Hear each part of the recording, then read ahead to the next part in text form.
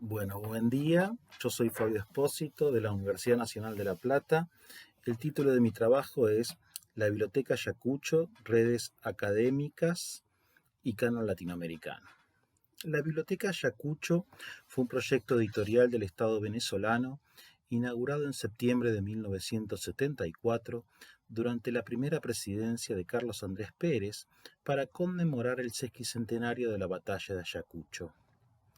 Ángel Rama recuerda que fue concebida inicialmente como una biblioteca cerrada, cifrada en unos 500 tomos, que recogiera la vigencia del Estado civilizador de América Latina, desde los textos precolombinos hasta nuestros días, mediante una selección de autores y de obras fundamentales en las variadas disciplinas de las letras, la filosofía, la historia, el pensamiento político, la antropología, el arte, el folclore y otras.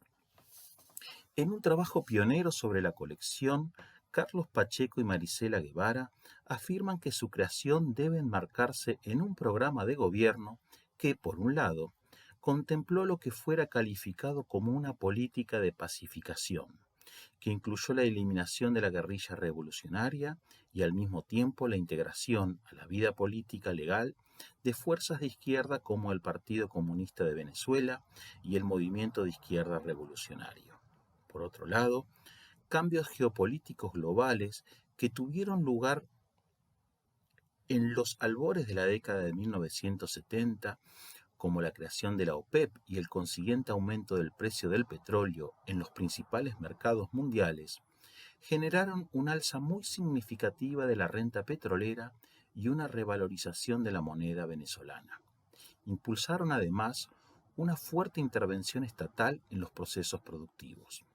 Los ingresos fiscales, que en 1973 habían sido de 4.000 millones de dólares, ascendieron a 10.000 millones en 1974. Poco después, en agosto de 1975, se promulgó la Ley de Nacionalización del Petróleo. El cambio de rumbo de la política económica del Estado venezolano demandó un nuevo programa político y la búsqueda de otros consensos que lo legitimaran, tanto en el frente interno como en el terreno de la política exterior. La confrontación quedó planteada entre los países productores de materias primas y los países industrializados que las consumen. En ese marco político, los usos del pasado variaron considerablemente. Las luchas de la independencia y la utopía de la integración latinoamericana del siglo XIX pasaron a formar parte de un tiempo heroico que autorizaba una acción política de fuerte impronta nacionalista en competencia con los intereses económicos de los Estados Unidos, pero al mismo tiempo evitaba las problemáticas referencias a las luchas revolucionarias del siglo XX y sobre todo al antecedente más cercano de la Revolución cubana.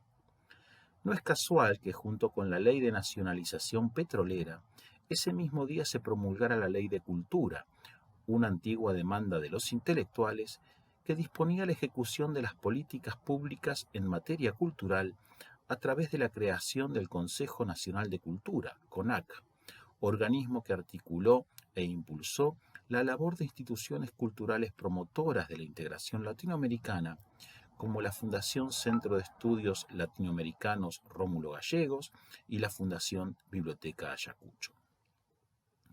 El proyecto de la Biblioteca Ayacucho no solamente fue impulsado por el boom petrolero venezolano. Otros factores facilitaron su desarrollo. La inestabilidad política que asoló el continente durante la década de 1970, en donde buena parte de los países de la región estaba bajo el control de dictaduras militares, hizo que Venezuela se convirtiera en un centro de acogida para muchos intelectuales que se habían visto obligados a abandonar sus hogares. Esta ola de profesionales, científicos e intelectuales se incorporó con facilidad a la vida cultural venezolana y constituyó un aporte invalorable al proceso de crecimiento y consolidación de las instituciones académicas, científicas y culturales de ese país. Por otra parte, en la década de 1970 amainaron los vientos revolucionarios de la década anterior, sobre todo aquellos que habían soplado con tanta fuerza desde el Caribe. No solo la reacción contrarrevolucionaria de las fuerzas de derecha se fue adueñando del continente, sino que en el interior de la izquierda la tensión entre los intelectuales y el gobierno de Cuba, que se venía insinuando a finales de los 60, se volvió una ruptura pública, sobre todo a partir del estallido del caso Padilla en 1971. Con el desplazamiento de La Habana como centro político y cultural de la red de intelectuales de la izquierda latinoamericana, cobró protagonismo Caracas con su módica revolución democrática arropada en el petróleo venezolano. La Biblioteca Ayacucho fue concebida como una colección de clásicos latinoamericanos, esto es, una serie de títulos que resultaran valiosos para una comunidad de lectores de alcance continental y, de acuerdo con la información que ofrecen los editores desde la solapa, estaba destinada a recoger los más importantes obras de la creación y del pensamiento latinoamericanos, desde los orígenes hasta el presente. Eran libros de 15 por 21 centímetros, encuadernados en una versión rústica y en otra empastada, de papel de calidad y márgenes generosos. Con un precio de venta de unos $12, era un producto destinado a bibliotecas y a lectores cultos con un buen poder adquisitivo. El diseño de la colección estuvo a cargo de Juan Fresán y se destacaban sus cubiertas negras y la reproducción de obras plásticas extraídas del patrimonio iconográfico latinoamericano. En cuanto a la estructura de gestión, José Ramón Medina fue designado como director ejecutivo, mientras que Ángel Rama fue nombrado director literario. Estaban acompañados por una comisión editora. Las políticas editoriales se determinaban mediante decisiones colectivas y, por lo tanto, eran el resultado de acalorados debates y arduas negociaciones. Al revisar tanto el listado de títulos publicados como los responsables elegidos para coordinar la edición de cada volumen, se puede percibir un tironeo entre las ambiciones latinoamericanistas del crítico uruguayo y las miradas más reducidas al ámbito nacional de sus colegas.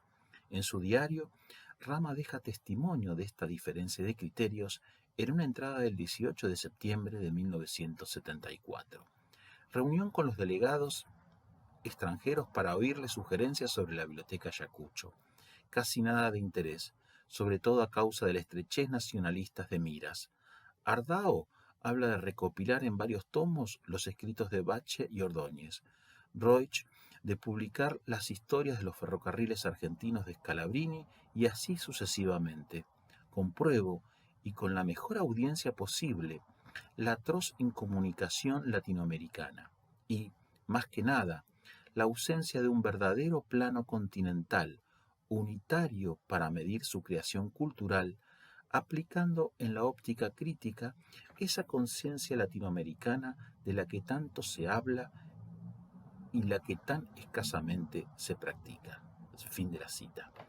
La integración cultural que Ángel Rama tuvo en mente al diseñar el proyecto de la Biblioteca Ayacucho, la construcción de ese verdadero plano continental, está vinculada con la articulación de un público lector culto de alcance continental, en cuyas manos la Biblioteca Ayacucho pone una serie de ediciones críticas con notas, prólogos y cronologías, elaboradas por los más importantes especialistas del continente. A su vez, una colección de este tipo contribuye al fortalecimiento de un campo de estudios interdisciplinario que abreve en la crítica literaria, la historiografía, la sociología, la antropología, los estudios del folclore, etc. Fernando de Giovanni afirma que la Biblioteca Ayacucho fue un proyecto editorial de integración continental basado en el mercado, concebido como un programa político de integración cultural, alejado de la Revolución cubana a la cual Rama había retirado su apoyo después del caso Padilla. Sin embargo, De Giovanni no explica de qué modo este proyecto editorial se integra al mercado del libro, sobre todo porque no hay que perder de vista que es un proyecto estatal, financiado con fondos públicos y que entre sus metas no figura obtener un beneficio económico. Por el contrario, la finalidad del proyecto editorial es política, en el sentido de que forma parte de una batería de políticas públicas de índole cultural implementada por el gobierno venezolano. No obstante, es innegable su impacto sobre el mercado del libro, contribuyendo a la formación de un nicho de ventas en el sector editorial, vinculado con el conocimiento de la literatura, el arte, la cultura y el pensamiento político de América Latina y, por lo tanto, con los estudios latinoamericanistas. La Biblioteca Ayacucho se constituye como un producto de mercado de calidad que permite reconocer en objetos culturales muy disímiles un hilo conductor a través de la uniformidad del diseño de la colección. Es el hilo que entrelaza las leyendas de la cultura maya, las crónicas de la conquista, los discursos políticos de los héroes de la independencia con los cuentos de Adolfo Bioy Casares. En este sentido, para Jessica Gordon Burroughs, la originalidad de la Biblioteca Ayacucho no reside en los autores promovidos, quienes en su mayoría son autores consagrados, sino en el amplio abanico de títulos y géneros seleccionados y en el orden y la yuxtaposición de esos títulos en una lógica culturalista particular. Cito, la Biblioteca Ayacucho representó así la cristalización de un cambio hacia la concepción de la literatura como un documento social, agrega. Según Gordon Burroughs, la operación de canonización que practica la Biblioteca Ayacucho no consiste en consagrar nuevas figuras ni en rescatar autores olvidados del pasado, sino más bien en colocar en una serie continental autores con un recorrido en los mercados nacionales. Uno de los aspectos más destacables de la Biblioteca Ayacucho es la calidad de sus prólogos. Entre ellos hay piezas antológicas que se han convertido en relecturas indispensables de los materiales que presentan, como Una nación para el desierto argentino, el prólogo de Tulio Alperindongui para el volumen número 68, Proyecto y construcción de una nación, una compilación de escritos políticos de Avellaneda, Alberdi, Sarmiento, Hernández, Roca, entre otros. El sistema de la literatura gauchesca del propio Rama, para presentar el volumen 29, Poesía gauchesca, el prólogo de Cintio Vitier al volumen número 40, Obra literaria de José Martí, el de Aurelio Miró Quesada al volumen número 5, Comentarios reales del Inca Garcilaso de la Vega, el de Rafael Gutiérrez Girardot al volumen número 22, Utopía de América, de Pedro Enrique Sureña, entre otros. Los autores encargados de elaborar los prólogos fueron seleccionados con mucho cuidado porque en ese espacio se libraba la batalla por la lectura de la tradición latinoamericana. Prevalece en todos ellos una perspectiva cultural y sociológica ejercida por críticos académicos reclutados de las principales universidades de los diversos países de América Latina, así como también de Europa y los Estados Unidos. Algunos de ellos eran firmas consagradas, como el propio Rama, Alperindongui, Cintio Vitier, Miguel León Portillo, Antonio Cándido, José Luis Romero, Antonio Cornejo Polar, Jean Franco. Otros eran jóvenes promisorios de brillante porvenir como Haroldo de Campos, Roberto Schwartz, Beatriz Sarlo, Enrique Bayón, entre otros. Así como la selección de los títulos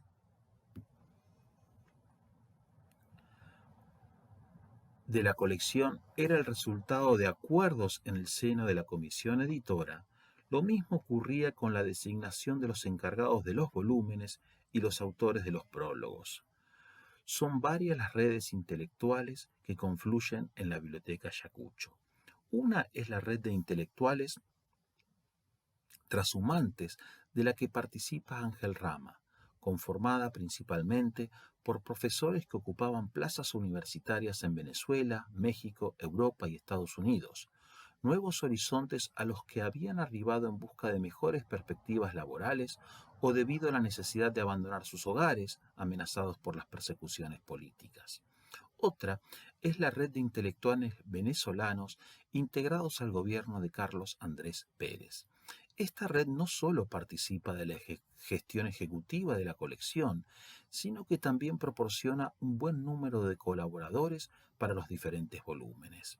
Como director literario, el margen de acción de Rama es muy amplio, pero tiene límites. Uno de ellos estaba relacionado con la planificación de los volúmenes de autores venezolanos, en la cual pareciera que Rama habría cedido la iniciativa a los miembros de la comisión editora. Por ejemplo, la edición del volumen número 1, Doctrina del Libertador de Simón Bolívar, estuvo a cargo de Manuel Pérez Vila, miembro de la Sociedad Bolivariana de Venezuela, mientras que el prologuista fue Augusto Mijares, un historiador y político venezolano, miembro de la Academia Nacional de Historia de Venezuela, ministro de Educación entre 1948 y 1950 y autor de una muy difundida biografía de Simón Bolívar. Allí donde el interés de la comisión editora no es tan evidente, la autonomía de Rama se acrecienta. Este es el caso de la zona brasileña de la Biblioteca Ayacucho, donde es posible constatar que la mayor parte de las decisiones fueron tomadas por el crítico uruguayo bajo la atenta tutela de sus amigos Antonio Cándido y Darcy Ribeiro.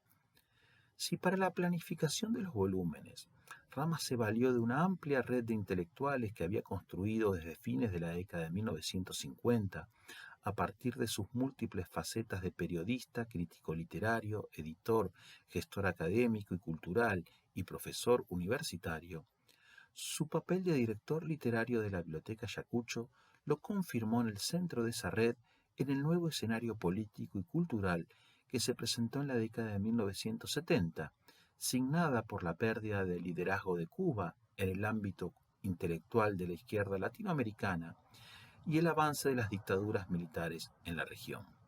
Por un lado, la Biblioteca Ayacucho logró constituirse en una gran vidriera continental, no solo para los autores contemporáneos seleccionados, sino también para los especialistas a cargo de la preparación de los volúmenes.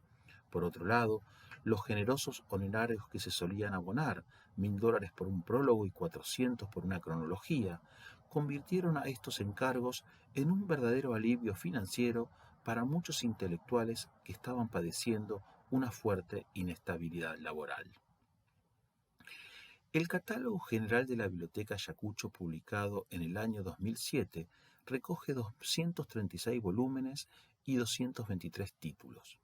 El primero de ellos, como hemos dicho, fue Doctrina del Libertador, una colección de escritos políticos de Simón Bolívar, publicado en 1976.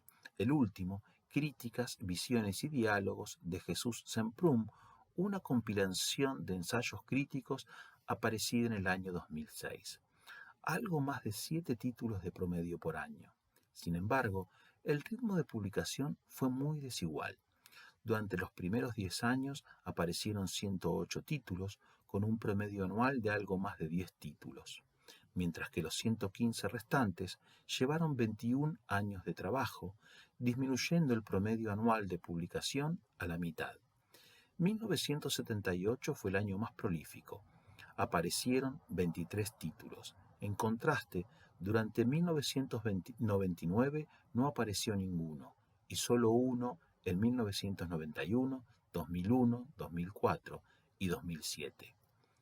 Rama se desempeñó como director literario hasta su muerte, ocurrida el 27 de noviembre de 1983. Si consideramos que en el momento de su deceso algunos volúmenes debían estar en prensa, otros con los contratos firmados y otros planificados, bien se podría considerar que los títulos que fueron apareciendo a lo largo de los 3 años siguientes contaron en su proceso de edición con la participación de Rama.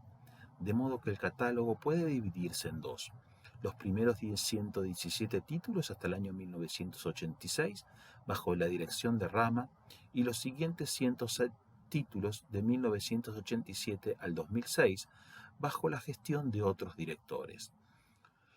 Con su ausencia, el catálogo sufrió modificaciones. En primer lugar, aumentó la proporción de autores venezolanos. Si de los primeros 117 títulos, 15 pertenecieron a autores venezolanos, esta cifra ascendió a 26 si consideramos los 106 títulos restantes. En segundo lugar, disminuyeron los títulos anteriores a la emancipación, ya sea de autores coloniales, cronistas de la conquista o textos precolombinos. Entre los primeros 117 títulos, 26 corresponden a textos anteriores a la emancipación, mientras que se incluyen solo 11 entre los 106 títulos restantes. Por último, hay un incremento en la proporción de autores modernos. Si en la primera etapa 55 autores corresponden a autores modernos, En la segunda ascienden a 76. En el Catálogo General del año 2007, junto con una muy completa información bibliográfica, se incluye el nombre de un país, más de uno en algunos casos, que habitualmente indica la nacionalidad del autor.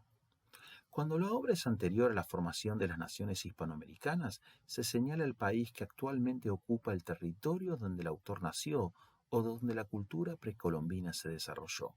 Por ejemplo, en el volumen Literatura Quechua, una recopilación de narraciones orales traducidas de lenguas aborígenes, se indica Bolivia, Ecuador, Perú. En otros casos más controvertidos, como cuando el autor es español, se indica el nombre del país cuyo territorio es objeto de representación. Así, en Historia General de las Indias y Vida de Hernán Cortés, de Francisco López de Gómara, quien nació y murió en España y nunca visitó América, la nación que se registra es México, probablemente debido a que la obra aborda la conquista de México. Por otra parte, se justifica la inclusión de este volumen en el hecho de que es una rica fuente de información acerca de la historia, la religión y las costumbres de las nuevas sociedades dominadas, así como sobre la flora, la fauna y la geografía del Nuevo Mundo. Cierro la cita. De la información recogida del catálogo general, podemos extraer algunas conclusiones. La primera es muy evidente, la exclusión de España y los Estados Unidos. Este recorte es la premisa básica del latinoamericanismo en cualquiera de sus versiones. En segundo lugar, hay un interés manifiesto en que todos los países de América Latina aparezcan representados por al menos un volumen. Incluso se incluye un título dedicado a difundir la obra del escritor haitiano Jacques Roumain, proveniente del Caribe francófono. En tercer lugar, es notoria la fuerte presencia de Brasil en el catálogo. 17 títulos, solo detrás de Venezuela, 41, Perú, 20 y Argentina, 19. La puesta en circulación entre el público hispanohablante de las traducciones del portugués de algunos de los grandes exponentes de la cultura brasileña es uno de los grandes méritos de la Biblioteca Ayacucho. El primer libro de un autor brasileño de la Biblioteca Ayacucho se publicó entre los primeros títulos de la colección en 1977. Se trata de Casa Grande y Senzala, de Gilberto Freire, cuya primera traducción al castellano había aparecido en Buenos Aires bajo el sello de MC en 1942, con traducción y notas de Ricardo Sáenz Ayes. Su difusión había sido bastante modesta y solo se registró una única reedición al año siguiente. Luego de 34 años, la Biblioteca Ayacucho puso al alcance de una nueva generación de lectores latinoamericanos un libro fundamental sobre la formación de la sociedad brasileña, que se ha convertido en un clásico de los estudios antropológicos y sociológicos brasileños modernos.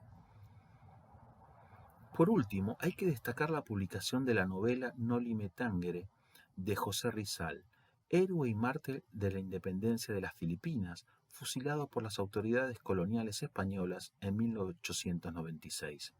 La reseña del catálogo anuncia la obra del siguiente modo, cito, escrita originalmente en español, esta obra nos presenta los conflictos de la sociedad colonial en Filipinas y la lucha por la independencia, haciendo contrastar el despotismo y la ciega obediencia con la dignidad y el civismo, evocando notablemente la acción contemporánea de José Martí en otra isla del Imperio Español, Cuba. Cierro la cita.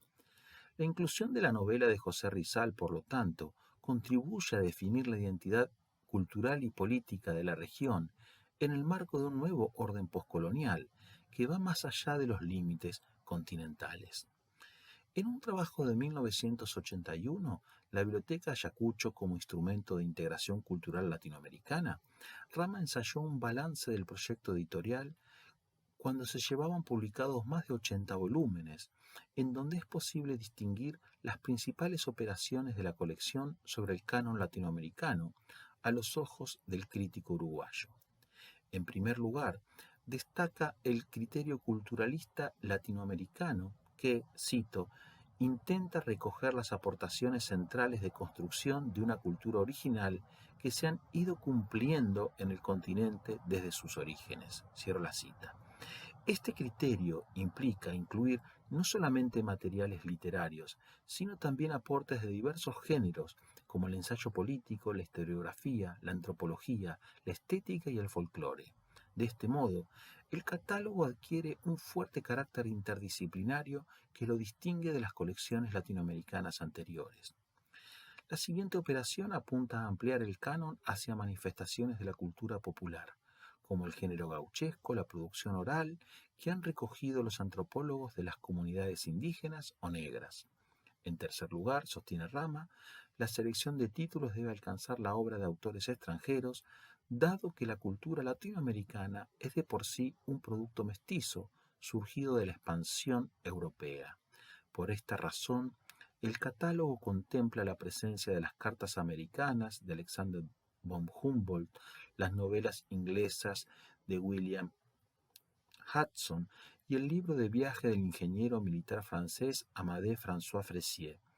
La siguiente operación sobre el canon consiste en la integración de aquellos centros culturales que habían permanecido históricamente desplazados, como la América lusófona o las Antillas anglófonas y francófonas.